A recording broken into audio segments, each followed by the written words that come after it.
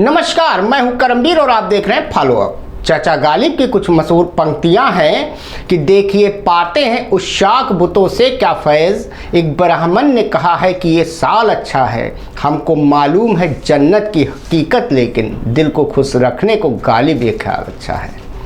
आज़ादी के अमृत काल से लेकर कर्तव्य काल के बीच देश में बहुत कुछ लाल लाल है।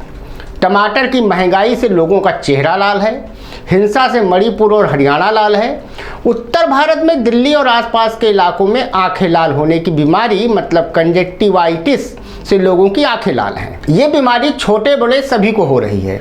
वैसे बच्चों को कुछ ज़्यादा हो रही है, पर हो सभी को रही है। आम बोलचाल की भाषा में इस बीमारी को आँख आना कह देते हैं। वैसे तो आंखें कहीं गई नहीं होती हैं और कहीं से लौट कर भी नहीं आती, आंखें तो वहीं की वहीं होती हैं, पर ना जाने क्यों लोग इसे आँख आना भी कहते हैं। खैर कोई ना कोई वजह होगी जो कंजक्टिवाइटिस को आँख आना कहा जाता है। इस मामले में किसी भाषाविद को पकड़ना ज़्यादा ठीक होगा।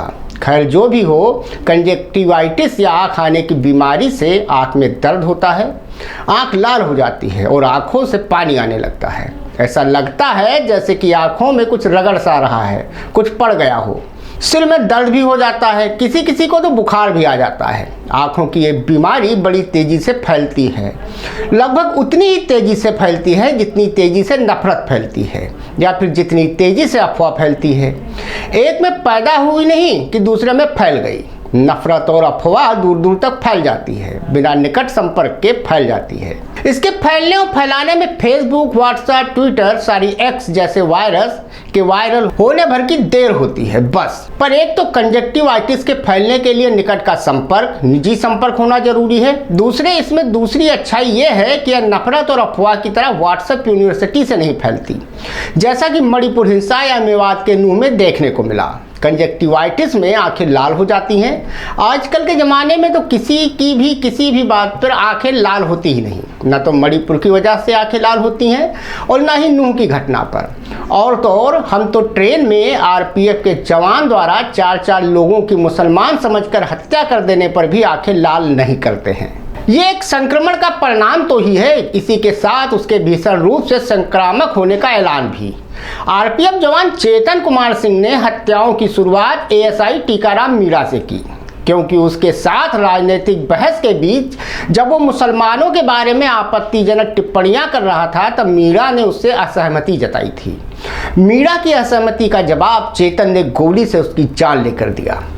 वह यहीं तक नहीं रुका, उसके बाद B4, B5 और पेंट्री कार 3 अलग अलग डिब्बों में जाकर बिना किसी उकसावे, बिना किसी जान पहचान के, सिर्फ उनकी मुस्लिम पहचान के बिना पर 3 सवारियों को भून दिया। ये सुबह की 5:30 बजे भोर की बात है, जब ये माना जाता है कि मानसिक शांति सबसे उत्तम इसी समय होती है। बात इतने तक ही नहीं रुकी, लाश के सिरहाने खड़े होकर चेतन ने बाकायदा भाषण दिया और कहता है कि अगर वोट देना है, हिंदुस्तान में रहना है, तो मैं कहता हूँ मोदी योगी को दीजिए। यही दो हैं। बेहद सधे शब्दों में दिए गए इस भाषण में कही गई उसकी बातें इस बीमारी के अब महामारी बनने की ओर अग्रसर होने के लक्षण दिखाने वाली है। भारत के सांप्रदायिक खुरेजी के इतिहास की यह पहली घटना है जहां किसी भगवान या खुदा या गॉड या पैगंबर के बहाने नहीं, घोषित रूप से 2 नेताओं मोदी और योगी का नाम लेकर 4 लोग मार दिए गए, वो भी उसके द्वारा जिसकी ड्यूटी ही उनकी सुरक्षा के लिए लगाई गई थी। ये भी एक तरह का संक्रमण ही है जिसमें ट्रेन की कई बोगियां लाल हो गईं। वैसे भी महंगाई, बेरोजगारी पर तो आंखें लाल करना हम 8-9 साल से भूल ही चुके हैं। हाँ, पिछले 9 साल में मोदी सर ने एक बार आंखें लाल की, वो भी लाल चीन के खिलाफ। उसके बाद तो मोदी सर भी आंखें लाल करना भूल चुके हैं। वे भी अब किसी के खिलाफ आंखें लाल नहीं करते, ना तो उपद्रवियों के खिलाफ, ना हत्याओं के खिलाफ, ना ही बलात्कारियों के खिलाफ। और तो अब यह कंजक्टिवाइटिस ही है जिसकी वजह से लोग आंखें लाल किए बैठे हैं। कंजक्टिवाइटिस में आंखों से पानी भी बहने लगता है, मतलब रो नहीं रहे होते फिर भी आंसू बह रहे होते हैं। ये आंसू कब के सूख चुके हैं। किसी भी दुर्घटना पर नहीं बहते, कत्लेआम पर नहीं बहते, सामूहिक बलात्कारों पर भी नहीं बहते, और तो और अगर बहते भी हैं तो मगरमच्छी बहते हैं। इन सूखी आंखों से भी आंसू अब कंजक्टिवाइटिस या फिर कहें तो आंख आने पर बह रहे हैं। इस कंजक्टिवाइटिस के कारण ही सब लोग काला चश्मा लगाए घूम रहे हैं, एक दूसरे से आंखें भी चुराने लगे हैं, एक दूसरे की आंखों में आंख डालकर नहीं देख रहे हैं, आंखों में आंखें डालकर बात नहीं कर रहे हैं, बिल्कुल वैसे बर्ताव कर रहे हैं जैसे मन में कोई चोर हो, जैसे कोई अपराध किए बैठे हों।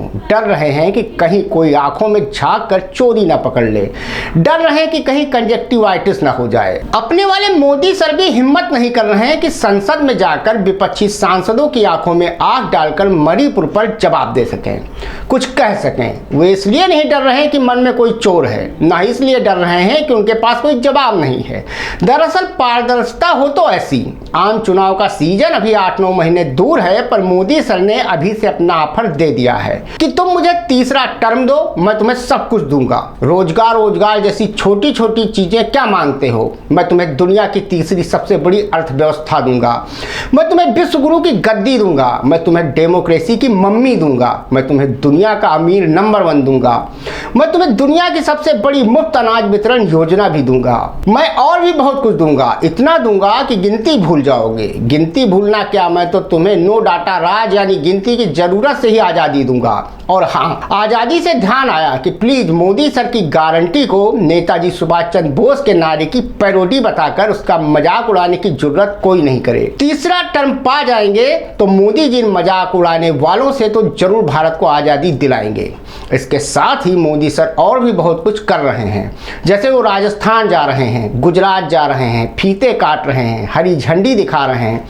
बस संसद नहीं जा रहे हैं कि कहीं कंजक्टिवाइटिस ना हो जाए, कहीं आंखें ना आ जाए। धन्यवाद।